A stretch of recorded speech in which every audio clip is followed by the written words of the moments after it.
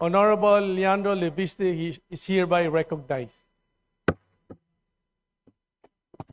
Distinguished colleagues, ang boto ko ay no, hindi dahil perpekto si Congressman Barzaga, pero dahil questionable para sa akin na minadali natin itong desisyon dahil ngayong hapon lang natin nakuha ang committee report na ito at si Congressman Barzaga lang ang sinampahan ng kaso ng Committee on Ethics. Ang boto ko ay no, lalo na dahil inuuna natin ang kaso niya kaysa sa mga mas seryosong isyong kinakaharap ng isa sa mga kasamahan natin. Isang kapwa kong Batanggenyo na nandito ngayon na bumoto sa kaso ni Congressman Barzaga. Hindi ba nakakahiya maging miyembro ng Kongreso dahil parang naging normal na meron tayong isang kasamahan na inakusahan na nagbayad para sa mahigit 100 billion pesos ng mga kontrata sa DPWH?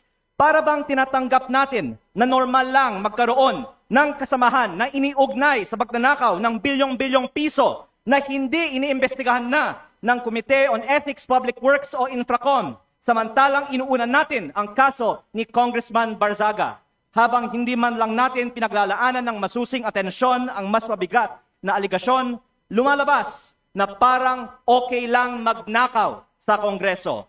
Nakatala na sa kasaysayan na sa gitna ng matinding kontrobersiya sa korupsyon, ito ang inuna ng Kongreso at parang lang walang mali sa ginagawa ng isa sa ating kasamahan at tayo mismo ay ngayon sumisira sa imahe ng Kongreso. Mahiya naman tayo.